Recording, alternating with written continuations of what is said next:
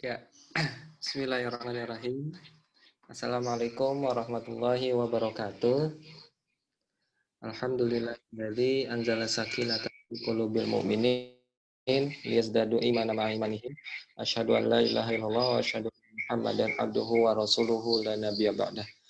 Allahumma shalli ala sayyidina Muhammad wa ala alihi wa ashabihi wa man tabi'ahum bi ihsanin ila yaumil qiyamah.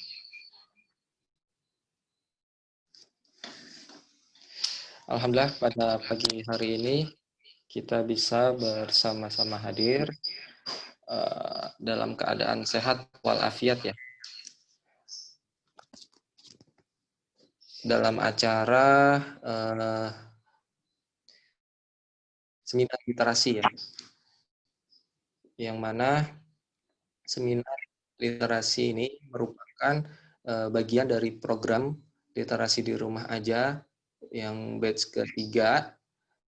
Ya, jadi setiap Sabtu, insya Allah setiap Sabtu selama beberapa pekan ke depan, sekitar 5-6 pekan ke depan, kita akan mengadakan seminar atau webinar berkaitan dengan literasi.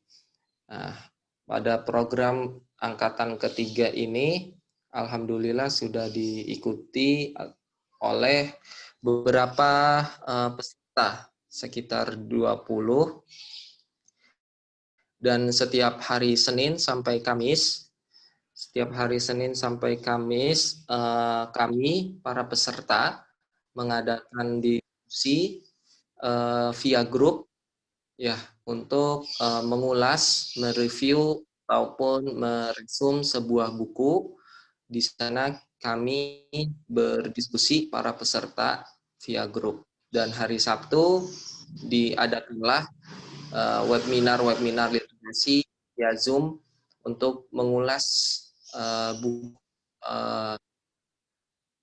yang hari ini alhamdulillah kedatangan tamu yang luar biasa, Bang Hamdi, salah satu aktivis Muslim ya, pemuda, dan juga menjadi penggagas Pojok Rumi, dan beliau alhamdulillah baru menerbitkan, bukan beliau yang menerbitkan tapi beliau menulis sebuah buku yang hari ini akan kita diskusikan, yaitu risalah untuk para pengemban dakwah. Insya Allah nanti Bang Hamdi akan mengulas buku dan kita akan berdiskusi berkaitan dengan risalah untuk para pengemban dakwah. Teman-teman yang saya hormati, semoga acara pada pagi hari ini dapat berjalan dengan baik, mendapat keberkahan dan ridho dari Allah Subhanahu wa taala, serta kita semua senantiasa Allah Subhanahu wa taala jaga ya dan lindungi kita semua. Bagi teman-teman yang nanti tertarik bergabung untuk jadi anggota literasi di rumah aja, insya Allah nanti panitia akan memberikan fasilitasnya dan kita bisa bersama-sama belajar di literasi rumah aja ini, gitu ya, untuk meningkatkan kapasitas diri kita. Itu saja dari saya. Mohon maaf, saya mewakili teman-teman panitia dan terkhusus juga ketua panitia pada pagi hari ini. Apabila dalam penjamuan, dalam pelaksanaan terdapat banyak kekurangan, banyak kekhilafan, semoga dapat bermanfaat untuk kita semua. Itu saja dari saya. Kurang lebihnya mohon maaf. Assalamualaikum warahmatullahi wabarakatuh.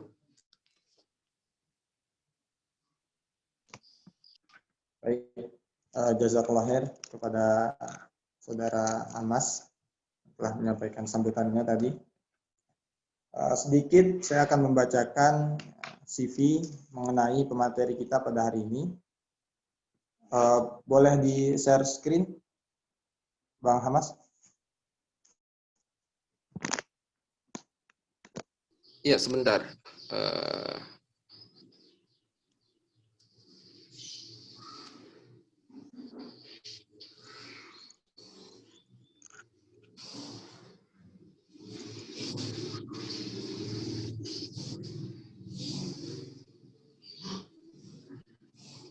Udah kelihatan?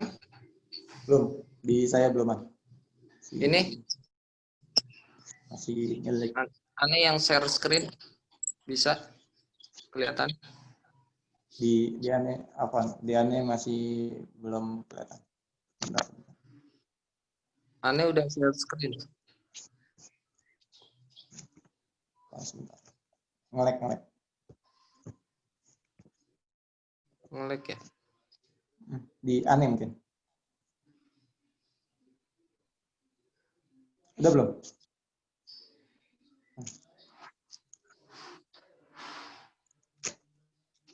Belum. Masih loading.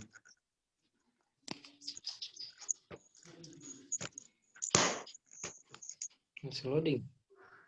Belum. Ini loading. Ternyata bukan aneh doang. Kalau gitu antum ini jadikan saja.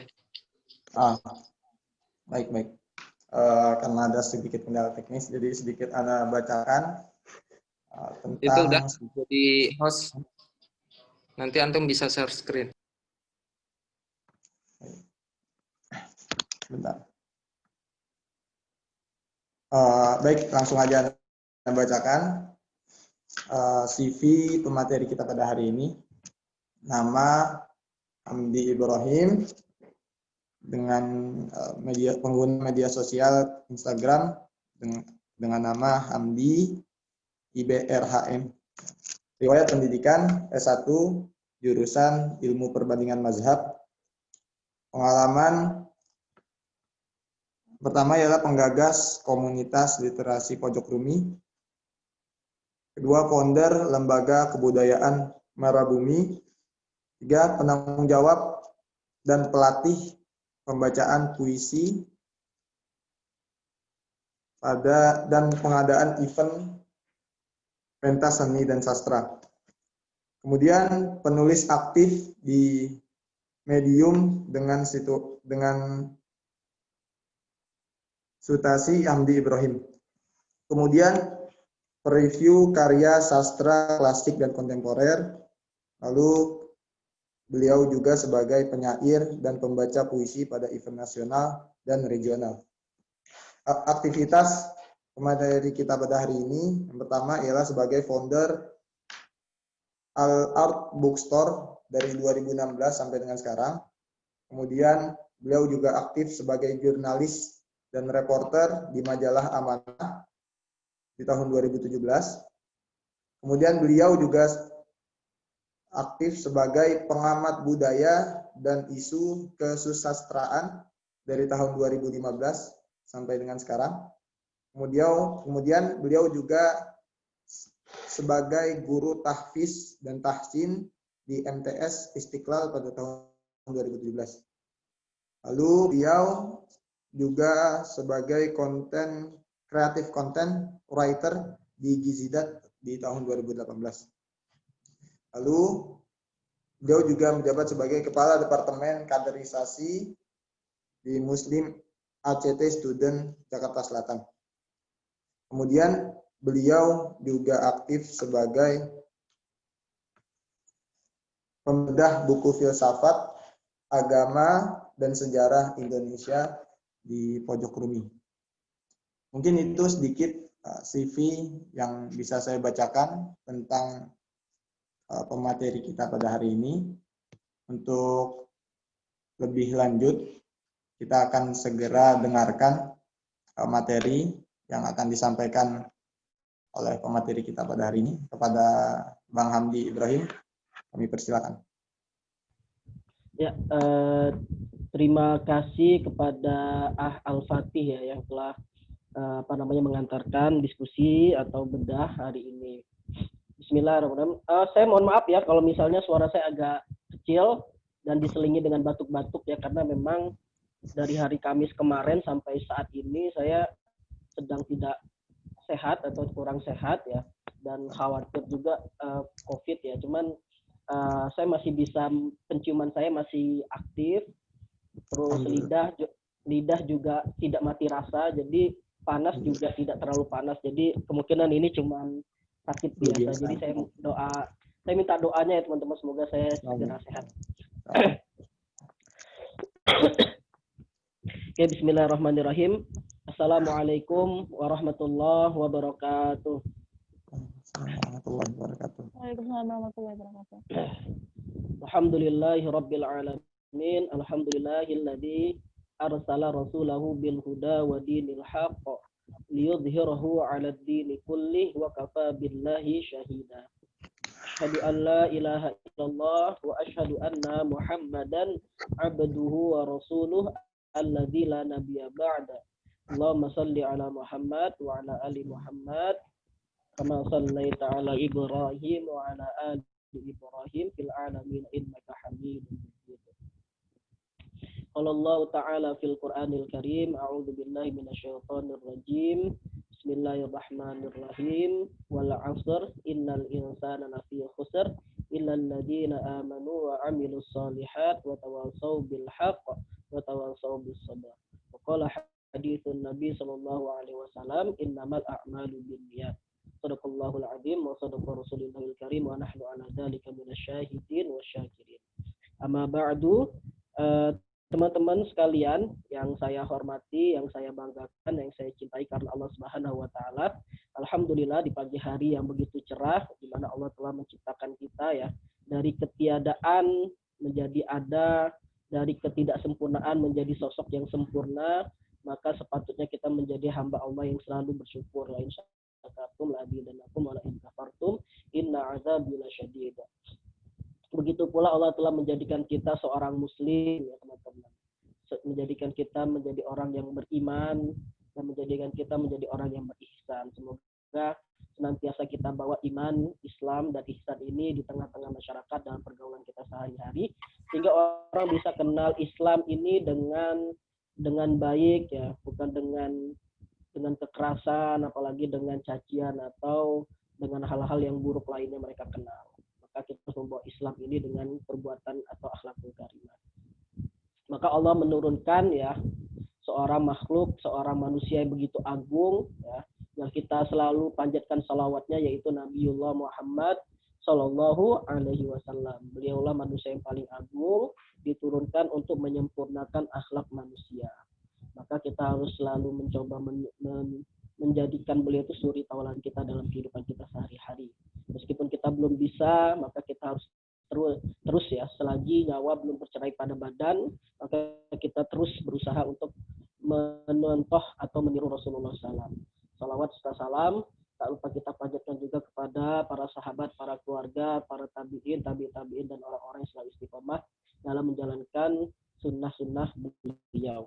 Semoga kita semua termasuk umatnya yang akan bertemu, yang akan menegakkan atau yang akan membawa Islam ini sampai pada titik kejayaannya kembali. Amin ya robbal alamin. Oke teman-teman sekalian, saya mohon maaf sebelumnya ya, tidak ada persiapan sama sekali, tapi karena memang bedah buku, tentunya diharapkan sebenarnya kalau bedah buku itu yang saya tahu ya kan, peserta sudah ada yang membaca, tapi tidak apa-apa ya, kita coba sedikit membedah yang saya tulis. Ya. Pertama titiknya ya, pembahasannya pertama ya tentang buku saya ini. Saya akan menceritakan pertama pengalaman selama menulis. Ya. Nanti yang kedua poin-poin yang ada di buku saya tersebut itu lebih berpada titik tolak kepada pandangan saya terhadap atau bacaan saya terhadap dakwah, terus sejarah, lalu keyakinan saya terhadap agama Islam. Yang ketiga, yang keempat, yaitu tentang tokoh-tokoh yang membawa atau tokoh-tokoh inspiratif ya bagi menurut saya ya. Jadi mungkin teman-teman semua ada tokoh-tokoh yang menginspirasi teman-teman semua. Tapi ya, saya juga menuliskan itu di dalam buku tersebut. Nah, teman-teman sekalian, pertama tentang pengalaman saya ya dalam menulis. Hal ini sebenarnya mungkin teman-teman sejak kecil atau sejak SD sudah pernah menulis ya kan. Baik itu tugas karang-mengarang dari guru bahasa Indonesia ya kan, disuruh menceritakan pengalaman sehari-hari dan segala macamnya, itu adalah pengalaman menulis kita yang awal ya. Dari menulis ini Budi ya kan, ini ayah Budi, ini ibu Budi, lalu disuruh menulis tentang pengalaman kita baik ketika kita liburan atau menulis pengalaman kita dari rumah ke sekolah, itu kan adalah pengalaman menulis. Nah, kita pernah merasakan itu. Dan mungkin juga teman-teman sempat mempunyai buku-buku binder ya, binder atau diary. Nah, itu juga adalah satu pengalaman menulis yang pernah kita lakukan. Nah, saya pada saat itu juga sempat mempunyai binder, punya diary ya, punya buku kecil, itu menuliskan pengalaman saya sehari-hari, baik itu ketika di masjid berantem dengan teman, ya kan, terus pulang dimarahin orang tua gitu kan, itu kan pernah kita tulis ya, kisah-kisah pilu ya, bahasanya kan itu kan kita tulis diary, itu kan curhatan kita ya, kisah-kisah pilu, kisah-kisah sedih, kisah-kisah bahagia, kita tulis, kita simpan di buku diary kita, dan entah kemana buku-buku tersebut hari ini ya kan. Nah, kita bisa menulis itu karena kita bisa membaca pengalaman-pengalaman dalam hidup kita. Tetapi ternyata ketika kita kuliah, menulis itu menjadi suatu problem ya teman-teman sekalian. Karena melihat bahwa ternyata menulis itu bukan lagi hal-hal yang menye ya kan. Tulisan kita dibilang menye, galau banget sih lu kan gitu. Tapi akhirnya kita dihadapi dengan dunia kampus yang bagaimana menulis itu harus ilmiah. Ya kan, menulis itu harus ada sumbernya, menulis itu harus kita apa yang kita baca. Nah, inilah yang akhirnya membuat kita menulis itu menjadi sulit ya, gambarannya itu menjadi sulit, padahal menulis itu adalah pekerjaan yang gampang. Seperti kita berbicara, maka itulah yang akan kita tulis. Seperti apa yang kita ingin tumpahkan dalam perasaan kita, begitu pula yang akan kita tulis, kan begitu sebenarnya. Nah, problem-problem inilah yang akhirnya kita hadapi. Saya juga merasakan ketika masuk dunia kampus, melihat orang teman-teman bisa menulis, kok saya nggak bisa gitu kan. Nah, sehingga akhirnya pengalaman-pengalaman itu bukan lagi yang akan kita tulis, tapi bagaimana kita membaca situasi, kita membaca buku, dan itulah yang kita tulis. Makanya banyak quotes ya, atau banyak pepatah yang mengatakan kalau kamu tidak membaca, kamu tidak akan bisa menulis.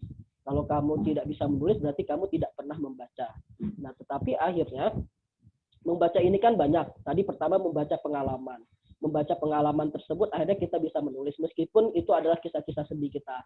Misalnya hari ini kita habis putus dengan pacar misalnya kan, atau hari ini kita habis dimarahin dosen. Itu kan kita menulis, kita menumpahkan seluruh perasaan yang ada di dalam hati kita.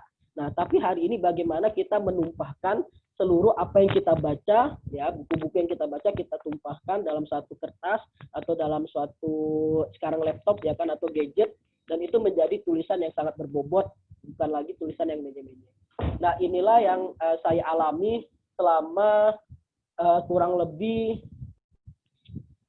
4 tahun ya teman-teman. Mulai dari 2016 saya sudah mencoba menulis agak berat ya. Berat itu dalam artian dia mempunyai sumber referensi, dia mempunyai hasil bacaan ya kan, lalu hasil diskusi kita dengan teman-teman, baru kita tulis. Nah, ini ternyata memang agak sulit ya teman-teman sekalian. Kita mulai terpatok pada pakem-pakem tulisan yang ternyata itu sudah dibuat oleh para intelektual atau para cendekiawan, bahwa menulis itu harus mempunyai bentuk, menulis itu harus mempunyai referensi, menulis itu yang baik adalah mempunyai diksi-diksi yang sangat memikat, atau menulis itu banyak sekali kriteria-kriteria bagaimana tulisan itu bagus, bagaimana tulisan itu bisa enak dibaca. Dan inilah yang akhirnya membuat kita itu agak kesulitan. Padahal menulis itu ya menulis saja gitu ya. Tidak perlu kita terpatok pada pakem-pakem yang sudah pakem itu. Itu nggak boleh. Nah, inilah yang akhirnya saya coba. Ternyata dari 2016 dan lebih asiknya terutama pada tahun 2017-2018, di mana saya akhirnya mulai banyak mengumpulkan buku-buku, terus saya baca, terus saya tertarik dengan tokoh ini dan itu, saya tertarik dengan bahasan ini dan itu, sehingga saya mencoba untuk menuliskannya kembali hasil dari apa yang saya baca, ya semacam review atau apa hasil dari apa yang sudah saya diskusikan dengan orang-orang. Nah, terutama keterkaitan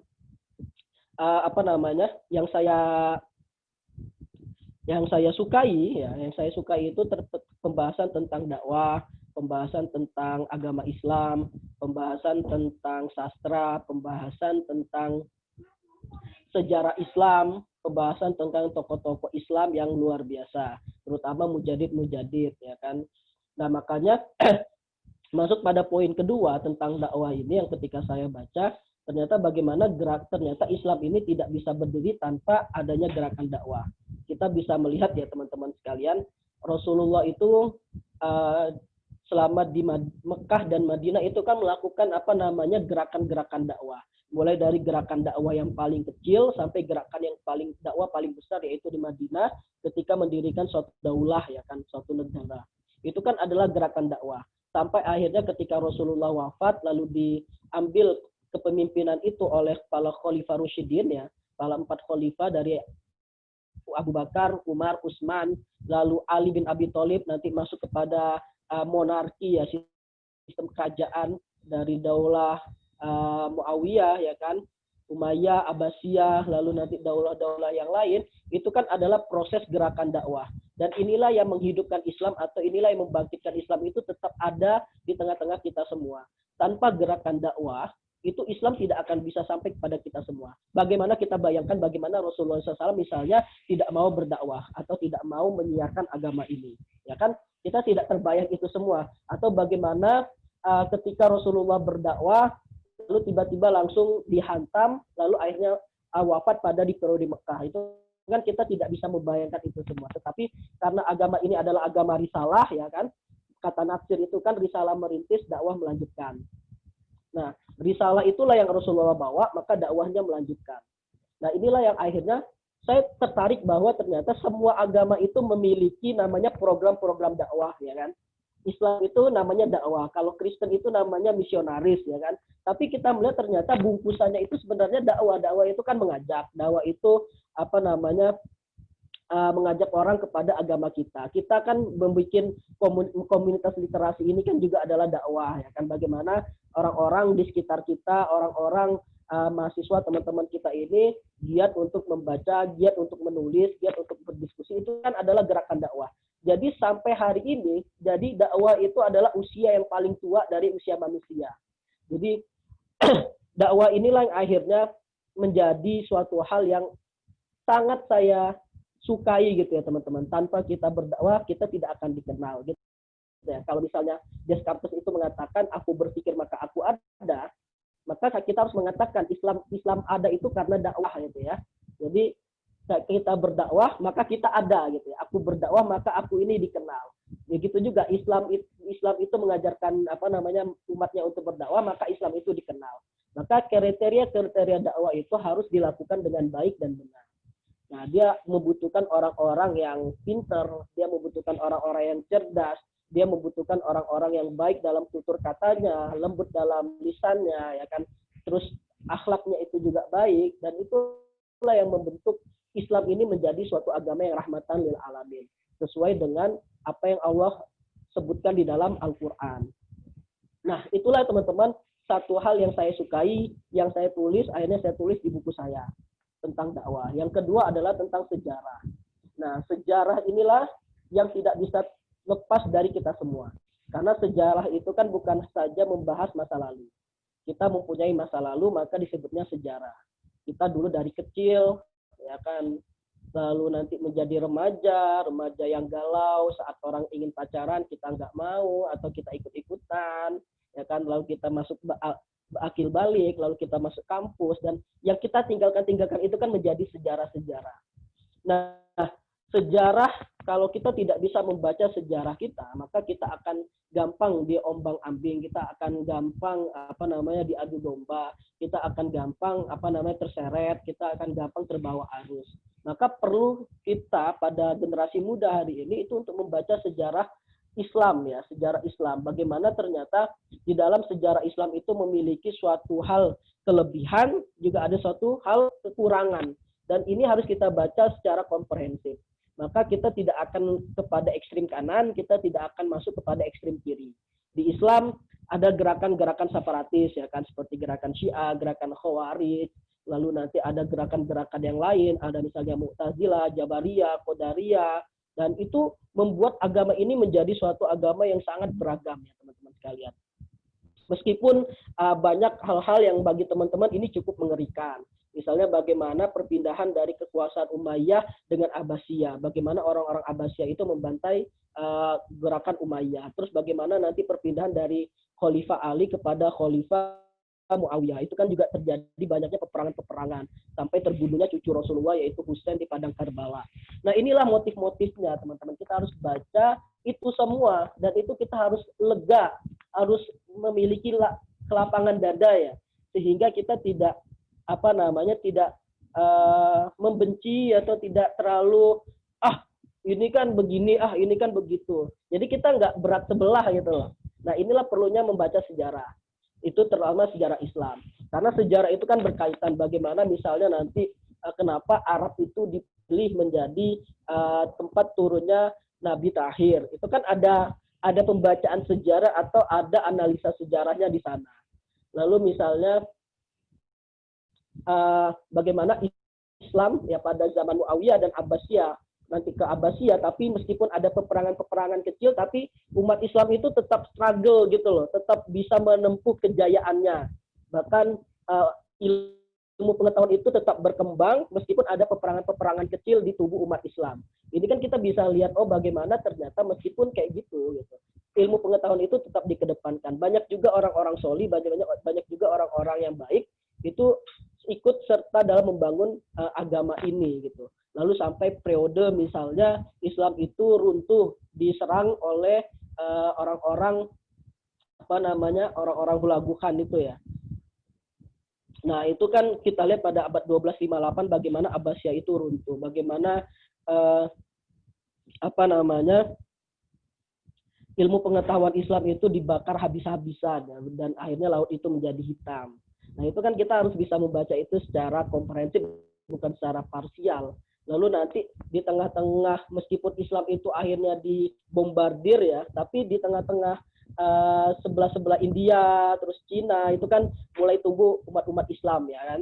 Terus masuk ke Indonesia itu kan mulai tumbuh bibit-bibitnya umat Islam itu mulai berkembang. Banyak juga para mujadid-mujadid lalu nanti sampai kepada Turki Utsmani dan para mujadid besar yang kita kenal namanya Syed Nursi. Jadi meskipun Islam itu pada saat itu misalnya menemukan titik kelemahannya, ya kan, ada juga orang yang memiliki sisi optimis bahwa Islam itu tetap memiliki imun yang kuat karena dia itu agama yang diturunkan langsung oleh Allah, maka Allah lah yang akan menjaganya. Nah, banyak orang-orang yang optimis itu akhirnya mereka memiliki suatu power, mereka memiliki kecerdasan intelektual yang luar biasa. Dan mereka bersama-sama untuk membangkitkan itu kembali. Mereka menyadarkan umat. Mereka mengajarkan umat. Ya seperti kalian-kalian lah yang dalam komunitas literasi ini, bagaimana menyadarkan umat, bagaimana membangun umat, bagaimana mengajarkan umat bahwa agama ini adalah agama yang diridhoi Allah Subhanahu wa taala. Nah, inilah keyakinan saya masuk kepada penyambungan pada agama Islam ini adalah agama yang diridhoi Allah. Jadi buku saya itu yang tentang risalah untuk para pengemban dakwah itu sebenarnya meskipun ini adalah tulisan yang yang saya kumpulkan ya, yang saya tulis di Medium, lalu saya ajukan ke penerbit ya, sekitar 25 atau 20 tulisan saya ajukan ke penerbit dan akhirnya di ACC ya. Nah, itu ada sebenarnya kumpulan-kumpulan dari tulisan-tulisan saya di Medium. Nah, semuanya berkaitan dari dakwah, terus dari sejarah Islam, lalu masuk agama Islam, dan terakhir adalah tokoh-tokoh Islam yang memiliki power atau memiliki kekuatan yang luar biasa untuk menyadarkan umat. Nah, masuk kepada tokoh-tokoh tersebut, saya membaca banyak tokoh, tapi banyak tokoh pun tidak banyak tokoh yang membuat saya tertarik. Hanya beberapa tokoh, misalnya saya membaca tentang tokoh namanya Hasan al-Banna di Mesir, yang pada abad 20 dianggap menjadi seorang mujadidnya Mesir ya. Dia mendirikan namanya Gerakan Ikhwanul Muslimin. Lalu nanti di seberangnya di Pakistan, ketika India Pakistan itu pecah di tahun 1948 Pakistan mendirikan namanya negara Islam. dan muncul mujadid besar di Pakistan. Kita bisa tahu namanya Abu A'la Al-Maududi. Kita bisa tahu penyair Sufi itu namanya Muhammad Iqbal. Nah, tokoh-tokoh inilah yang menurut saya sangat tertarik dengan pemikiran-pemikirannya, terutama bagaimana keyakinannya terhadap agama ini. Dan ini yang harus kita contoh dari ketika kita membaca tokoh-tokoh itu, kita harus melihat bagaimana mereka mempunyai power, mereka mempunyai kekuatan, mereka mempunyai kecerdasan itu sumbernya itu tidak akan keluar atau tidak akan lepas dari Al-Quran dan Sunnah. Itu. Dan juga tentunya pendidikan mereka ini bukan hanya pendidikan pesantren seperti kita misalnya, tapi mereka ternyata menempuh pendidikan barat. Makanya pemikiran mereka itu lebih komprehensif dan lebih cocok pada zamannya dan pada zaman sekarang masih tetap relevan gitu.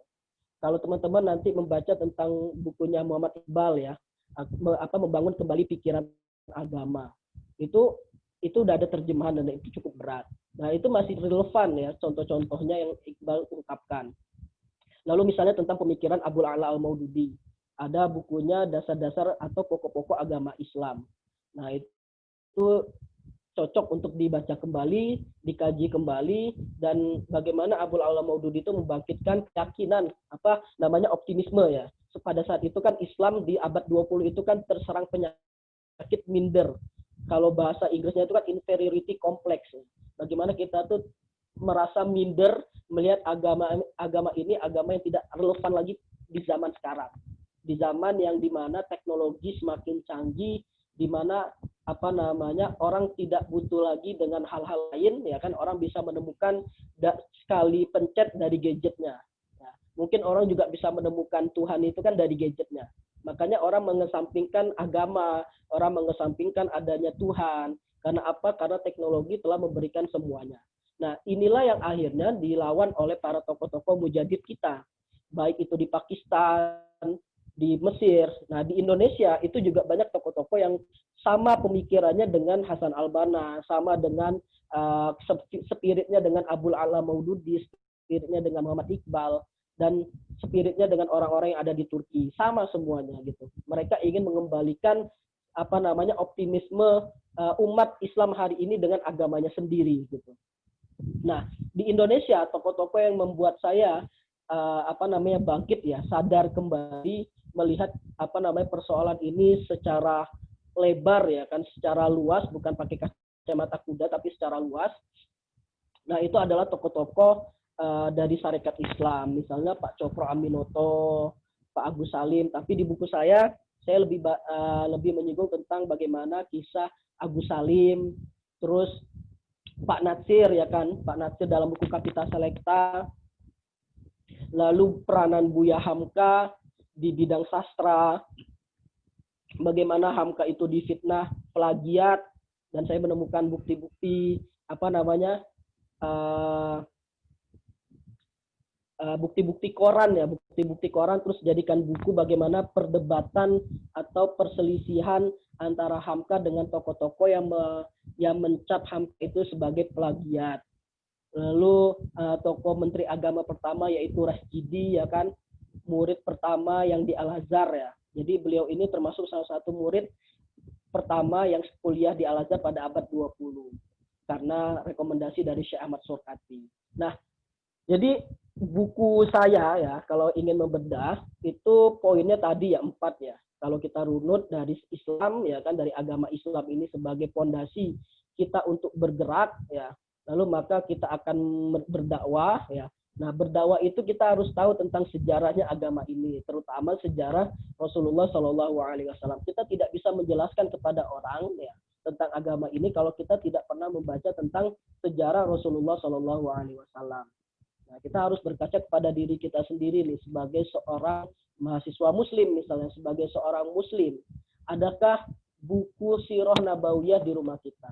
Kalau sudah ada, adakah pernah kita buka buku tersebut? Adakah kita baca? Adakah kita kaji? Adakah kita selidiki lebih seksama? Adakah akhirnya kita amalkan? Itu yang harus kita koreksi dalam diri kita dan diri saya pribadi. Nah, yang terakhir itu sejarah ya. Lalu yang terakhir itu tentang tokoh-tokoh. Tanpa tokoh-tokoh ini mungkin juga Islam tidak akan ada. Gerakan dakwah juga akan tertutupi. Sejarahnya tidak akan ada juga.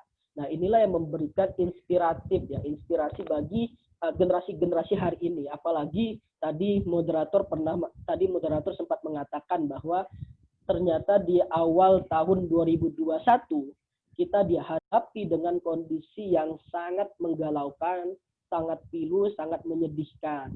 Corona belum selesai, ternyata kita dapat kabar Sriwijaya hilang, ya kan. Terus tadi kita baru mendapatkan kabar ya kemarin atau kemarinnya lagi kita mendapatkan kabar ada gempa bumi, terus api vulkanik, ya kan, debu vulkanik yang di Gunung Merapi juga belum selesai, Gunung Semeru ya. Lalu ada banjir dan longsor. Terus kemarin ya kan hari Kamis ya, ulama yang kita sayangi yang kemarin habis penusukan ternyata Allah panggil, ya kan, yang tidak kita duga-duga, Syekh Ali Jaber. Terus kemarin juga ada seorang Habib Ali, ya kan, juga Allah panggil. Dan di tengah-tengah kondisi ini apa yang bisa kita lakukan, teman-teman sekalian? Apakah kita hanya cukup membaca, ya kan, atau kita hanya cukup diskusi? Nah, ini kan nggak cukup. Jadi kita harus punya gerakan yang real, itu. Kita harus punya gerakan yang real. Kita harus terjun bersama-sama, gotong royong di masyarakat, membangkitkan, menyadarkan, ya, bersama, ya, terutama generasi muda yang hari ini menjadi serangan yang empuk, ya, bagi bagi perang pemikiran, gitu.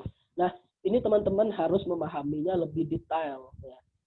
2021 luar biasa, ya kan, awal tahun aja udah seperti ini gitu, kita nggak tahu kemudiannya selanjutnya, maka kita hanya bisa berdoa, ya, kita panjatkan doa kita bersama-sama, semoga negara kita tadi apa yang disampaikan moderator menjadi baldatun thayyibatun wa rabbun ghafur, ya. Ini baldatun thayyibatun wa rabbun ghafur ini mungkin gambarannya seperti Jokowi, ya. Jokowi Pak Prabowo dan Sandiaga Uno itu merapat ke Jokowi. Ini mungkin bentuk negara baldatun thayyibatun wa rabbun ghafur, ya. Nah, itu teman-teman sekalian tentang buku saya, ya. Jadi buku saya itu cuman, ya, saya juga belum puas dengan buku pertama saya. Kayak kita masak, mungkin kita ada bumbunya yang kurang, atau kita terlalu terburu-buru untuk menerbitkannya, sehingga ada yang kurang mateng, ada yang kurang referensi, dan itu hanya sebatas apa yang pernah saya baca, yang dimana saya pernah begadang seharian, begadang semalaman hanya untuk membaca lalu menulis, subuhnya masih menulis pada saat itu, lanjutkan sholat subuh, terus baru tidur di sekitar jam 8, jam 9 pagi. Jadi hampir semalaman saya membaca lalu menulis, baru pada jam 8, jam 9-nya saya akhirnya tidur. Jadi ada ada waktu-waktu yang harus kita kurangi, ya, agar kita ini bisa menjadi orang-orang yang besar, agar kita ini bisa menjadi orang-orang yang sesuai dengan apa yang dikehendaki agama ini. Mungkin itu Hamas, ya, atau Al-Fatih. Teman-teman sekalian, saya harap misalnya kalau teman-teman ingin membeli dan teman-teman akhirnya membaca, saya harap ada diskusi yang intens, kita bisa berdiskusi lagi dari tema-tema yang ada di buku saya tersebut. Kalau teman-teman ingin memberikan kritik, teman-teman memberikan saran dan masukan, itu adalah hal yang sangat saya sukai, adalah hal yang sangat saya senangi, ya. Jadi silakan teman-teman sekalian untuk berdiskusi, berdialog, membedah kita semua, ya, agar kita ini memiliki pengetahuan yang luas, ya, tidak lagi gagap, ya, tidak lagi terlalu gitu, ngelihat fenomena gitu. Padahal itu udah terjadi sebelum kita. Ini hanya kita kena cipratan-cipratannya aja. Gitu, ya. Terima kasih. Saya kembalikan kepada moderator. Assalamualaikum warahmatullahi wabarakatuh. Waalaikumsalam warahmatullahi wabarakatuh. Masya Allah, luar biasa pemaparan yang disampaikan oleh materi kita mengenai buku yang beliau tulis. Nah, sebelumnya saya ingin katakan bahwa Jika teman-teman ada yang berminat untuk membeli buku beliau, bisa langsung menghubungi kontak atas nama Sophie. Di sini ada, nanti bisa dimunculkan. Nah, sebelumnya teman-teman sekalian, dari pemaparan tadi, apakah teman-teman ada yang ingin bertanya? Jika teman-teman ada yang ingin bertanya, bisa menuliskan langsung di kolom chat atau bisa langsung menyalakan unmute di tempat teman-teman sekalian. Bagaimana teman-teman, ada yang ingin didiskusikan atau yang ingin ditanyakan?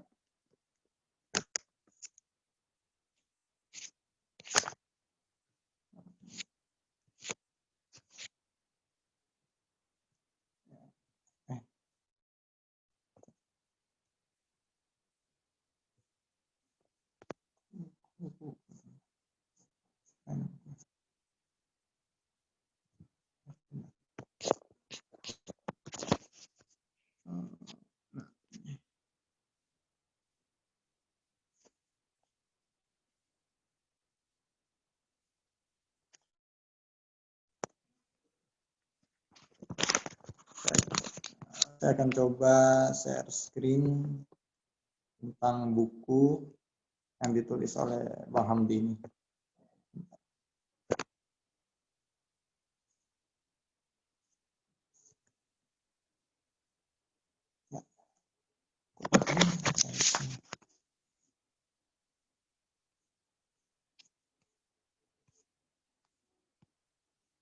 Ya, jadi ini buku yang ditulis oleh pemateri kita. Judul bukunya ialah Risalah untuk para pengemban dakwah. Bagi teman-teman sekalian yang ingin memesan buku ini, bisa langsung menghubungi kontak yang ada di sini, yaitu Sophie, atas nama Sophie, dengan nomor 0899 4494 641.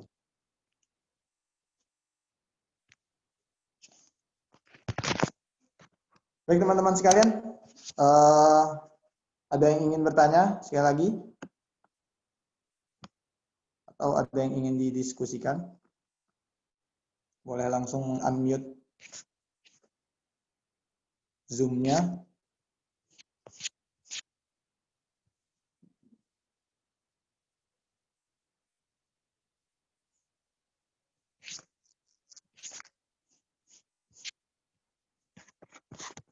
Baik, jika tidak ada yang ingin ditanyakan atau Ana mau bertanya. ya silakan. Bismillahirrahmanirrahim. Assalamualaikum warahmatullahi wabarakatuh. Assalamualaikum warahmatullahi wabarakatuh. Bagaimana meningkatkan atau memotivasi bagi kita tuh kayak menulis buku. Terkadang menulis buku itu kayak ada down-nya gitu. Mungkin aja.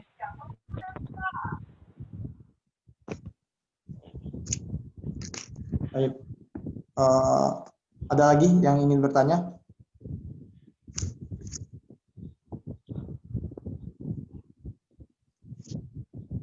Jika nggak ada, Pak Hamdi mungkin boleh dijawab langsung mengenai motivasi.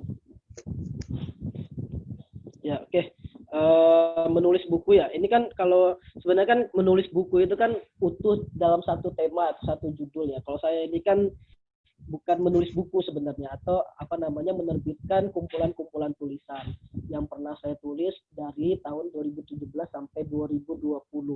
Jadi itu, kalau menulis buku secara utuh saya belum, dan emang lagi proses ya. Saya juga belum memiliki apa namanya, harus bacaan banyak ya kalau nulis buku. Tapi kalau teman-teman mungkin ada kumpulan-kumpulan tulisan ya, dan teman-teman PD untuk menerbitkan, saya rasa banyak para penerbit mau menerima ya. Bisa dari kenalan teman-teman semua, itu banyak kok. Dari motivasi hari ini tuh buku yang paling laris ya di pasaran itu adalah buku motivasi. Jadi buku paling laris itu adalah buku motivasi ya kan. Bagaimana saya kan ada tuh buku yang lagi laris itu namanya seni bersikap bodoh amat, ya kan? Ya kan, itu laris banget itu buku. Padahal kan kalau kita baca ya ini kayak gue juga bisa kali gitu kan.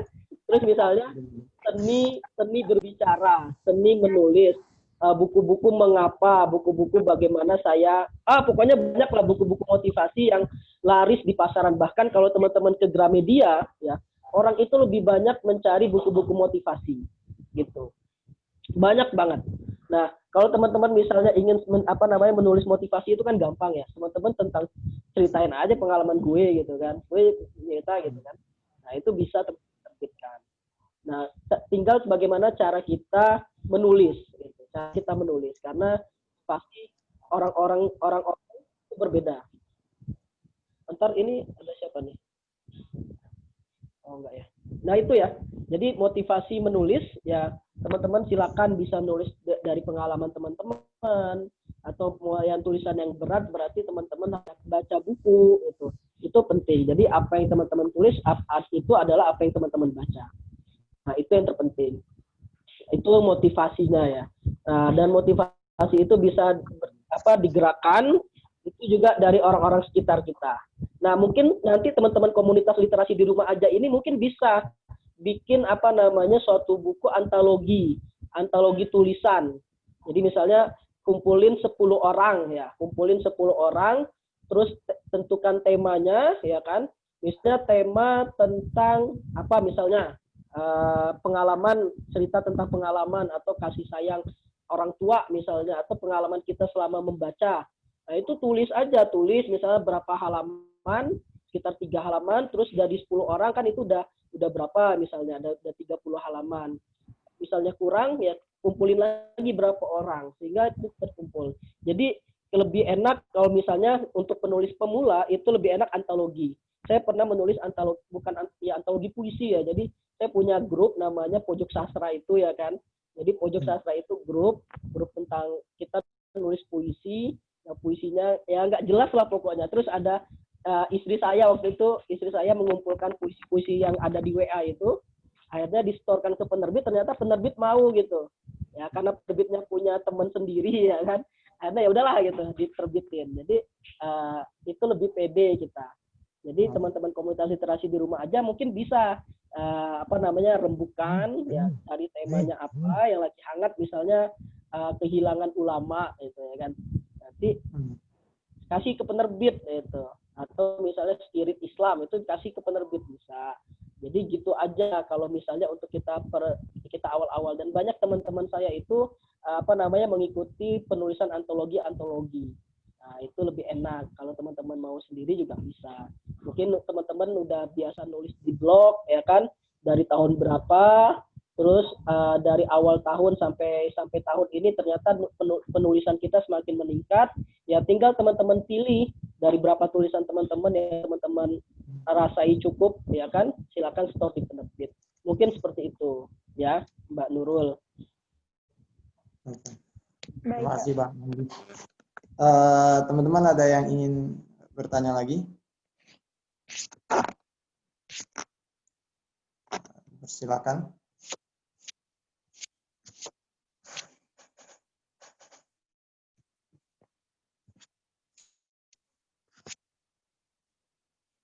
Gimana? Ada yang ingin bertanya lagi? Kalau nggak ada, Bang Hamdi, Anda yang mau sedikit tanya tentang membagi waktu. Tadi Bang Hamdi juga sempat sedikit ngebahas cara Bang Hamdi nulis buku yang tadi itu jam 8 baca malam, terus jam 8 sampai jam 9 tidur. Nah itu gimana sih Bang Hamdi buat kita nih yang masih pemula di komunitas literasi di rumah aja kan, kita orang-orang yang lagi belajar buat menyediakan waktu buat membaca.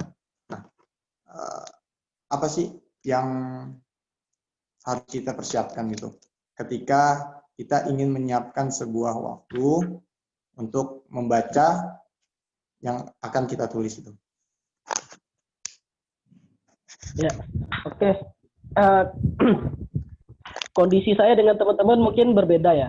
Teman-teman masih belum menikah ya kan, terus juga masih belum punya anak, ada yang hanya kuliah saja, terus juga ada yang apa namanya, yang kuliah sambil kerja. Ya tentunya ini harus dibagi-bagi. Kalau saya ketika sudah menikah,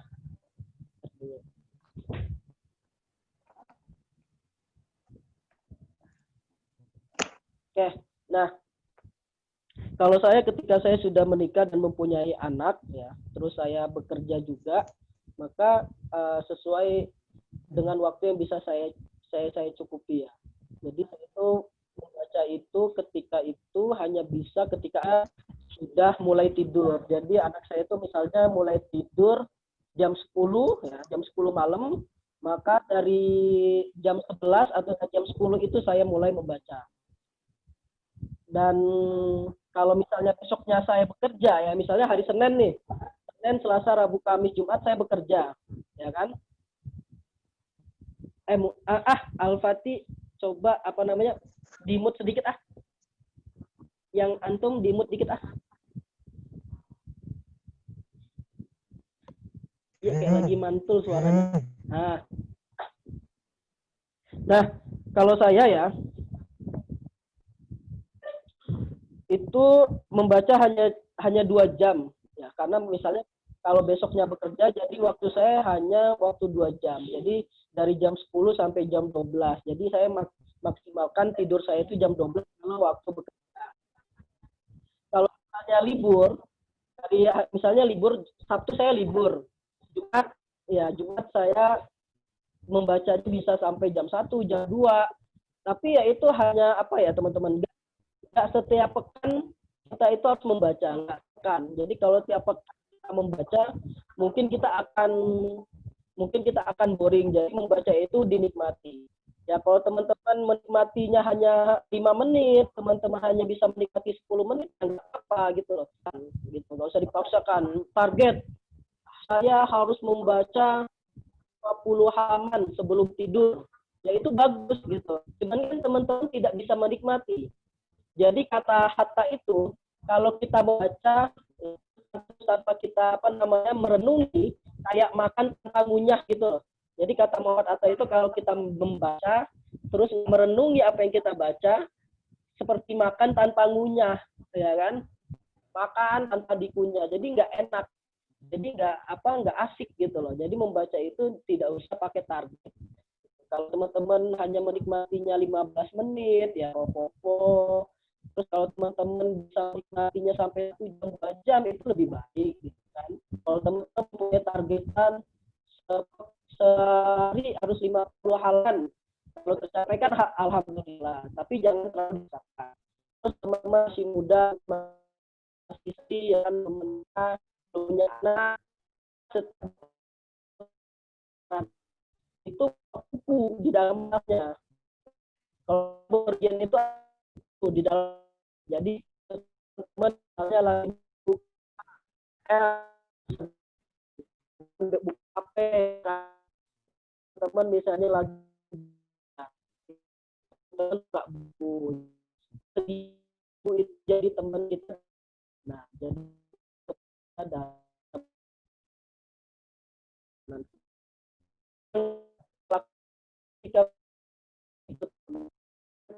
misalnya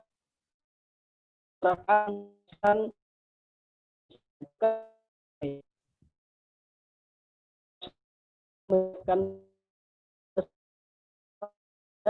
tempat busway-nya tidak sesak tapi lowong ya kan, saya bisa buka buku gitu. Jadi biasakan kita itu bukan sekedar buka HP tapi bagaimana kita buka buku, itu yang terpenting.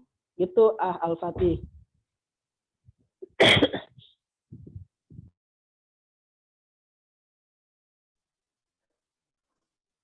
Nah, baik. Terima kasih Bang Hamdi atas nasihat abstrak, nulis atau bingung melanjutkan sebuah tulisan.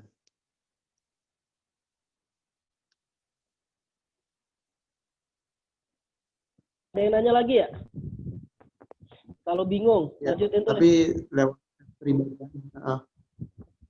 Oh, ya saya juga pernah menghadapi ketika bingung ya melanjutkan tulisan. Maka sebaiknya ditinggalkan, ya.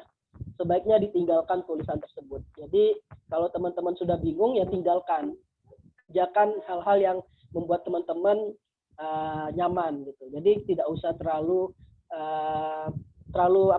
memaksakan diri atau memberatkan diri kita sendiri. Dan itu tidak baik ya kan. Dan itu tidak terlalu baik untuk diri kita. Jadi kalau teman-teman ketika mengetik ide sudah ada nih, ide sudah ada di kepala, tapi ketika mau dituangkan dalam laptop kita atau dalam gadget kita, tiba-tiba kita hang, ya kan? Tiba-tiba kita hang, tinggalkan, langsung tinggalkan, sudah itu. Nggak usah. Saya pernah merasakan frustasinya ketika ide sudah terkumpul, tapi ternyata mau nulis itu ternyata nggak bisa, ya. Itu udah ketika tinggalkan daripada kita malah frustasi sendiri, putus asa sendiri, ya kan, mending tinggalkan.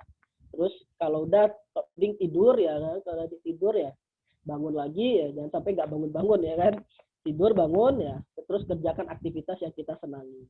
Nah insya Allah nanti bisa. Atau misalnya kalau teman-teman sudah dapat ide ya, teman-teman tuliskan di kertas atau buku kecil. Jadi sediakan buku kecil ya teman-teman untuk menuangkan ide teman-teman. Nanti misalnya sudah mulai komplit teman-teman tinggal tambahkan hal-hal yang penting. Jadi menulis itu relax aja gitu, relax. Apa hal-hal yang ada kan para penulis itu ketika menulis dia harus pakai headset dengerin lagu ya kan. Ada juga para penulis yang ketika mau menulis harus nonton YouTube dulu. Itu ada penulis yang kayak gitu ada. Ada juga para penulis yang ketika ingin menulis itu dia harus menyediakan 20 buku di depannya gitu kan, 20 buku di depannya. Jadi ada. Jadi teman-teman ciptakan suasana yang ada juga penulis yang agak gokil yaitu ada penulis kan yang tinggal tidur ya kan, tinggal tiduran dia bisa nulis di gadgetnya gitu kan, banyak begitu. Nah itu dia udah lama cara menulisnya. Kalau kita baru kalau yang paling penting tulis, simpan ya, simpan di buku tersebut gitu. Simpan di buku kecil catatan teman-teman sekalian atau di gadget, misalnya teman-teman membaca buku apa terus dapat quotes yang unik ya kan.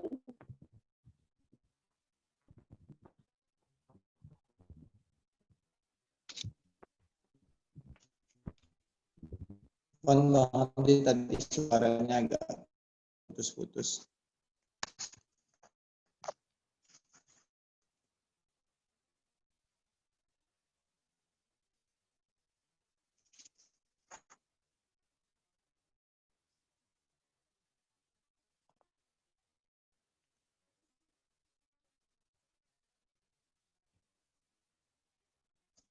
Suara saya aman nggak?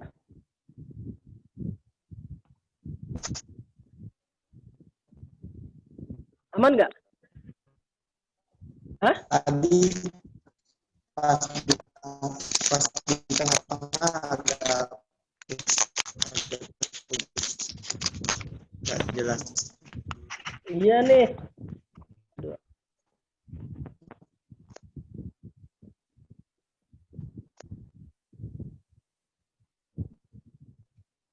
Ini udah aman belum suaranya?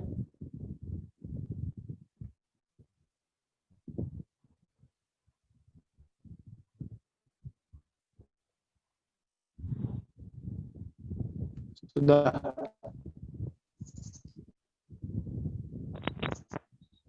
Sudah ya? Suara saya aman nggak? Kedengaran? Sudah aman.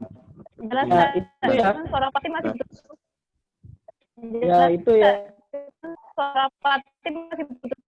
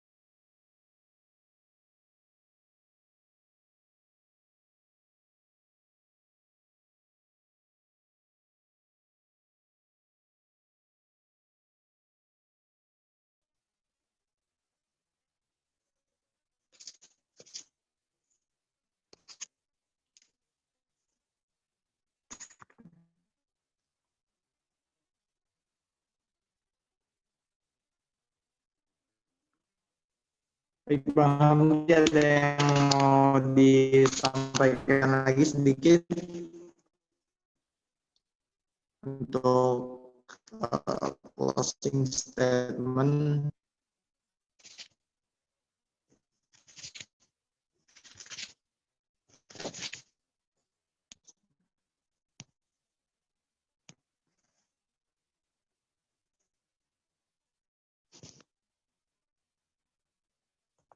Oh, baik.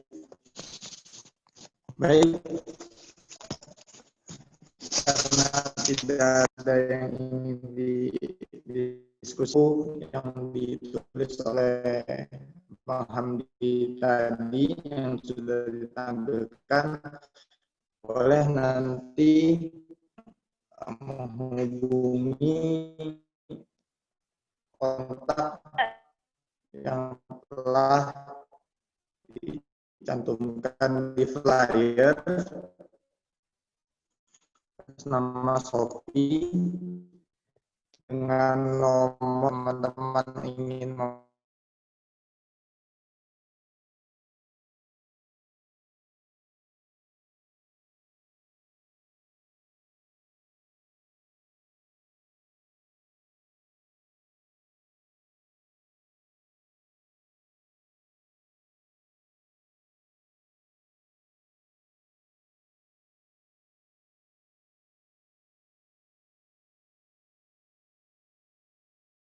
diskusi kita dengan hamdalah, kami ucapkan jazakallahu khairan kepada Bang Hamdi atas penyampaiannya tadi. Semoga bisa bermanfaat untuk kita semua. Ana Muhammad Al-Fatih, kami pamit